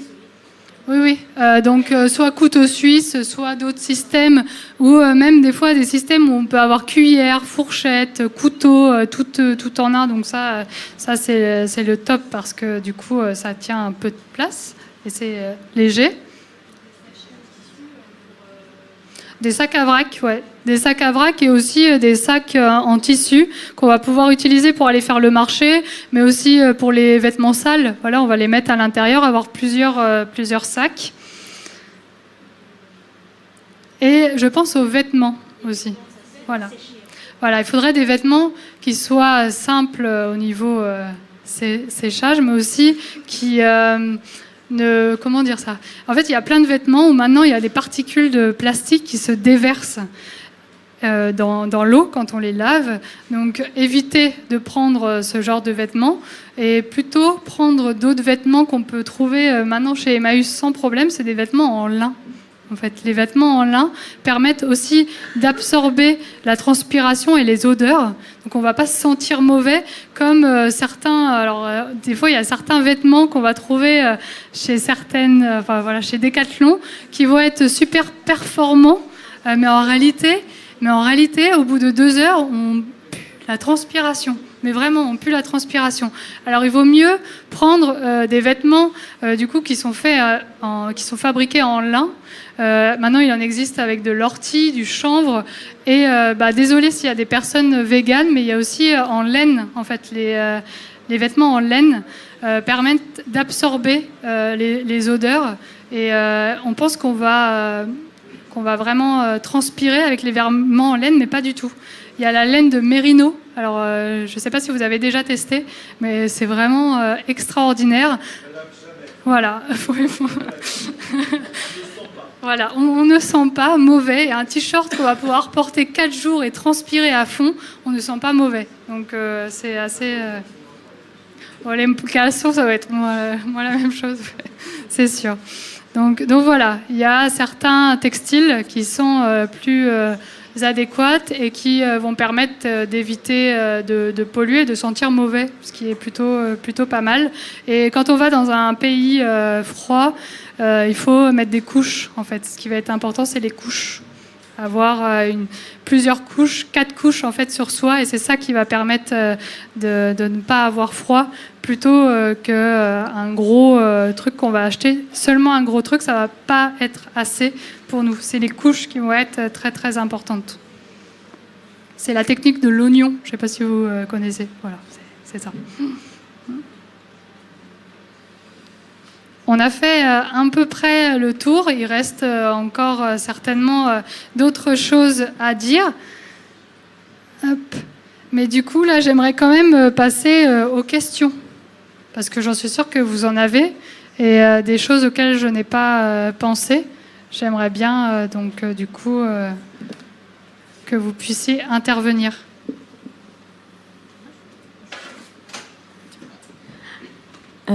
Merci pour votre intervention, c'était hyper intéressant, ça donne des idées.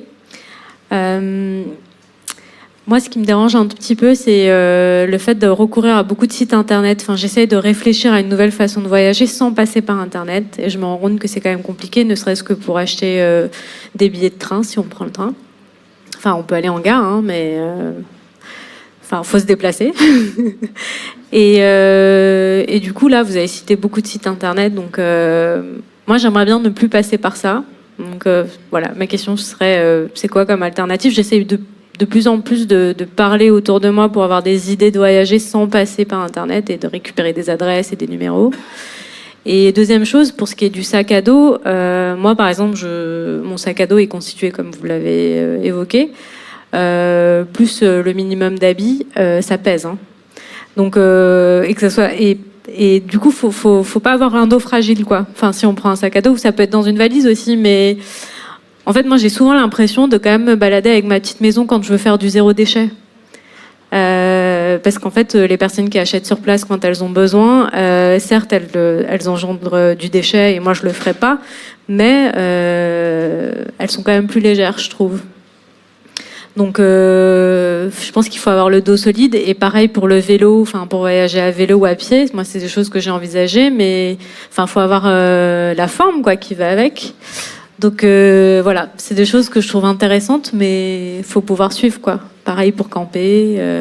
Faut pas être douillet, faut pas être frileux, faut être costaud.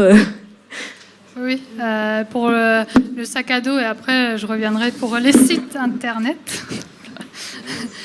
Du coup, le sac à dos, c'est vrai que logiquement, on ne devrait pas supporter plus de 15% de notre poids.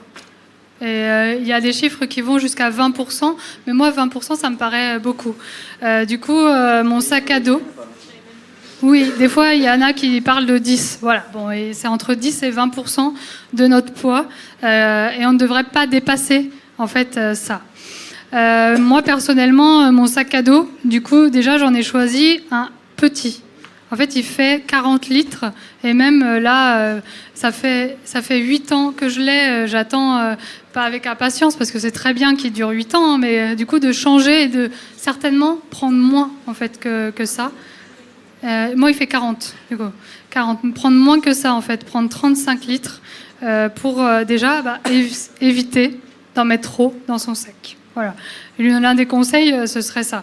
Ce serait d'en prendre un avec un litrage petit. Un petit litrage. Et du coup, il fait 8 kilos. En fait, je fais super attention pour qu'il fasse 8 kilos et pas plus.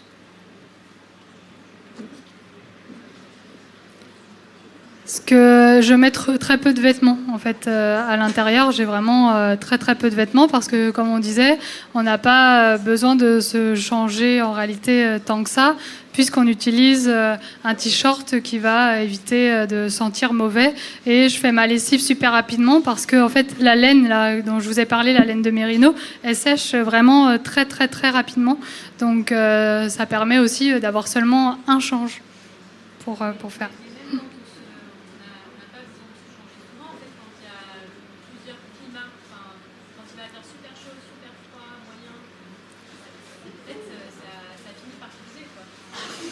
Il fait plus de 8 kilos, du coup, votre sac?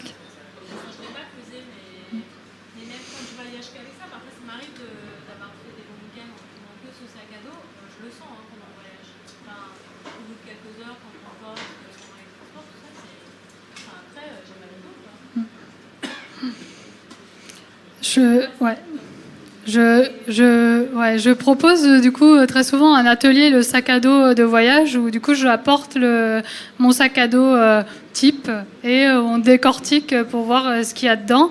Et du coup j'arrive à montrer qu'il fait 8 kilos comme ça. Ce serait cool, pourquoi pas, de faire. Non, je pense pas.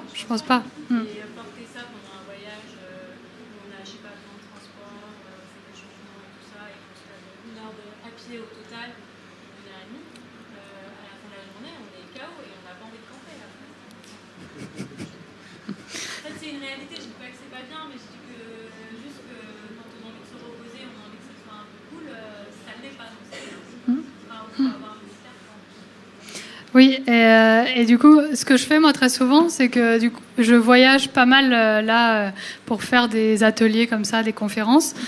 Quand je mets tout le temps mon sac à dos sur le dos, en fait. Et là, j'ai attendu le bus pendant 1 heure. Et ben en fait, j'avais toujours mon sac à dos sur le dos. Ça me permet aussi du coup de m'entraîner pour avoir le sac à dos.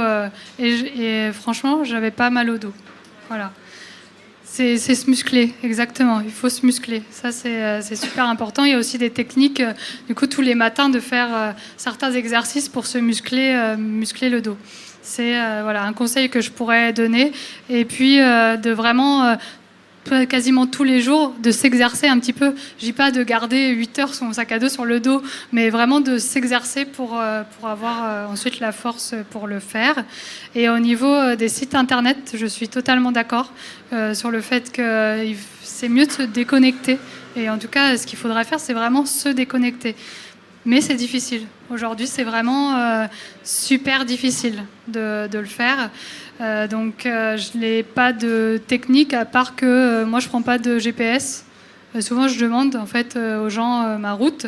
Et parfois, dans certains pays, alors on se retrouve complètement perdu, parce que du coup, personne n'arrive à nous dire que non, c'est pas par là-bas, ou non, je ne sais pas. Donc voilà.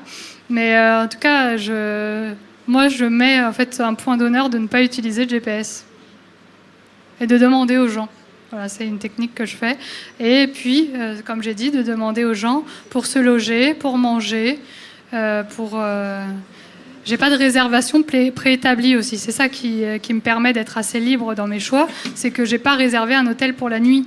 Donc ça veut dire que j'ai pas à être à telle date, à telle heure pour rentrer dans l'hôtel ou rentrer dans l'auberge. En fait, c'est libre. Et si je dois dormir dehors, je dors dehors. Mais ça fait un petit peu peur, ça, je suis d'accord. Et ça peut être très fatigant aussi. Ouais, totalement. Moi, je pense que c'est de se mettre quelques points, en fait. Quelques points. Oh, bah, pour ce voyage, j'ai décidé de me déconnecter, donc je vais me déconnecter pour telle et telle chose, mais pas pour tout, parce que oui, pour prendre le train, il va falloir regarder sur son portable les horaires. Donc, du coup, voilà. Voilà ce que je pourrais dire par rapport à ça. Est-ce qu'il y a d'autres questions ?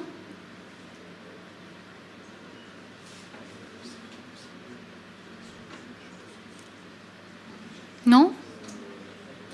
Oui ? Alors, je ne sais pas si c'est le moment, parce que tu as d'autres points ou... Je n'aurai pas d'autres points, et comme je l'ai dit en fait au début, j'ai une contrainte temps, et du coup à 21h, je dois filer. Tu pars en pirogue Non, je pars en bus de nuit. Ah, c'est zut. sympa. Non. Zut. Oui, je pensais en fait à la démarche, l'impact positif et la réduction d'impact négatif qui est lié aussi à ce qu'on va faire pendant le voyage. En dehors de se balader, de rencontrer des gens. Donc on en a parlé un petit peu, de participer à la vie locale moyennant un hébergement en compensation. Et je pense que c'est intéressant aussi de réfléchir à la dimension transformative du voyage, à la dimension de cette expérience qui va nous transformer.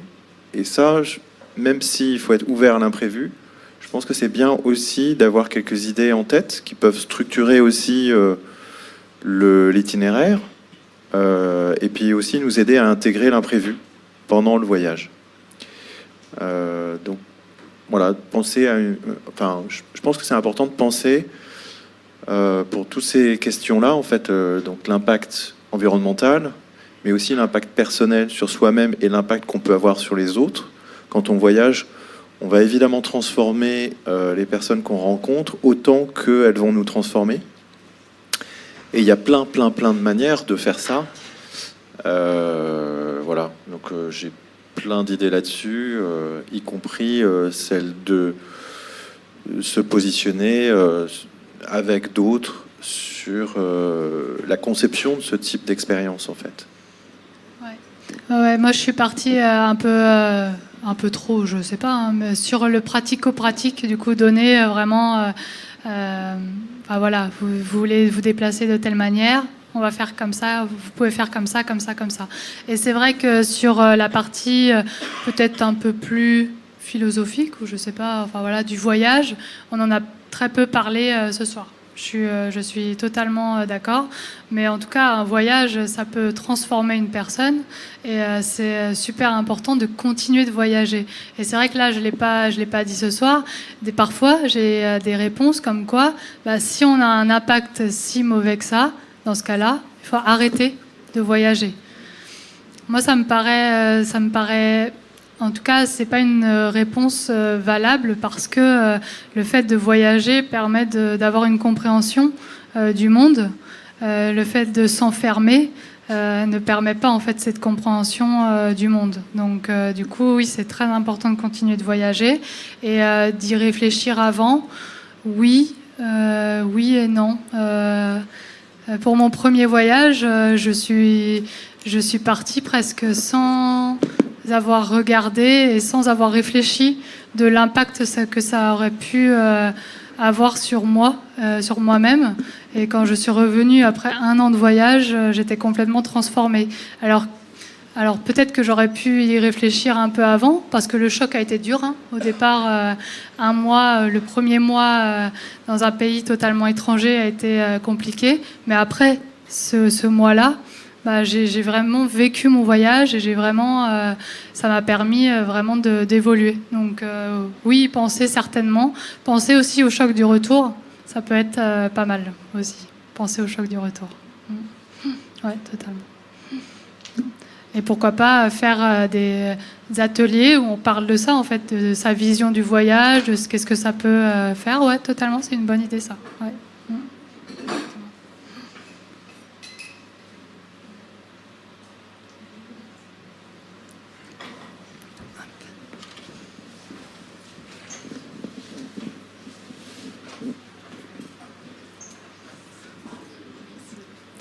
Je reviens au sujet de tout à l'heure sur les distances lointaines.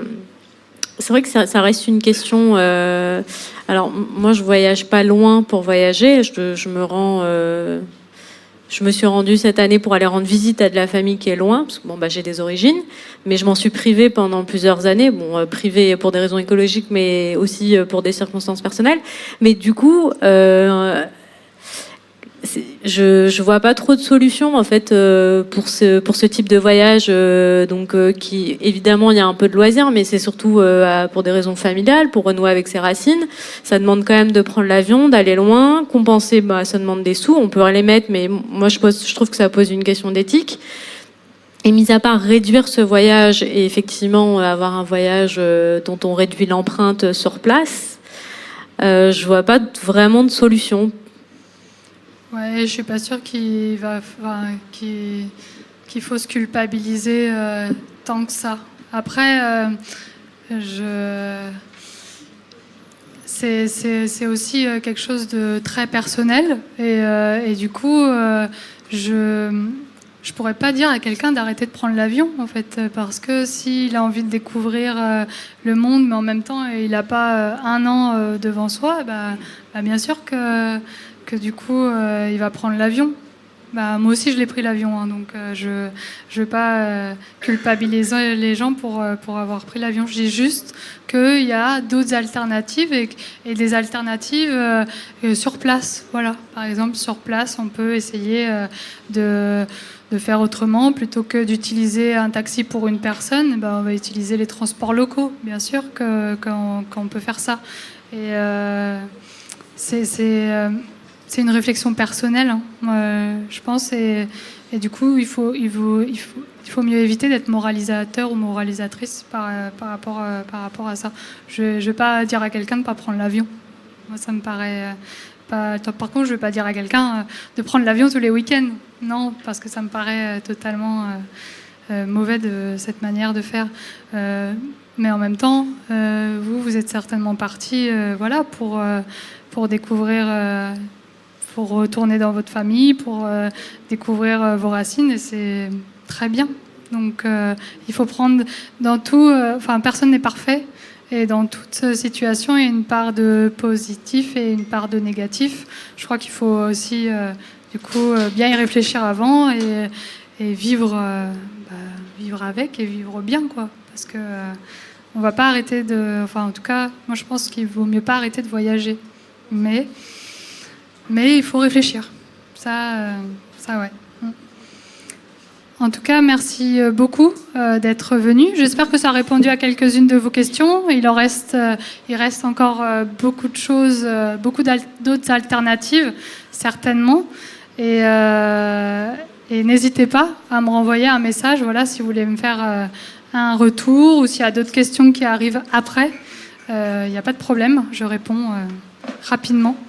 Et du coup, si un autre jour vous voulez refaire une rencontre, on peut se refaire une date autour d'une table pour réfléchir et approfondir encore la chose. En tout cas, moi je suis partante. Voilà. Et je pense que tout le monde a une bonne idée. Donc c'est pour ça aussi que je souhaite faire quelque chose participatif, parce que tout le monde a une bonne idée et je ne pense pas avoir la science infuse. Moi aussi, j'ai mes contradictions. Et la contradiction de l'avion, elle est terminée depuis 2 ans. Du coup, depuis 2 ans, je ne prends plus l'avion et j'ai décidé de ne plus prendre l'avion. Mais après, c'est un choix. Peut-être qu'un jour, je reprendrai l'avion. Qui sait, et voilà. Donc, et je l'ai pris avant. Donc, je ne vais pas culpabiliser les gens qui vont le prendre maintenant. C'est impossible de faire ça. Donc voilà.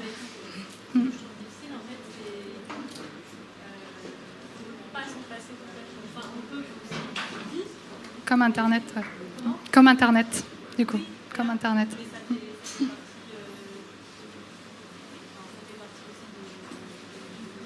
Ouais, totalement. Merci. Un petit mot avant ? Merci à tous d'être venus pour cette conférence. J'espère que ça vous a plu, que vous avez appris plein de choses. Nous, en tout cas, oui. N'hésitez pas, la base est ouverte jusqu'à 22h. Donc, les tireuses refonctionnent grâce à une super personne qui est déjà partie. Et voilà. À bientôt. Merci.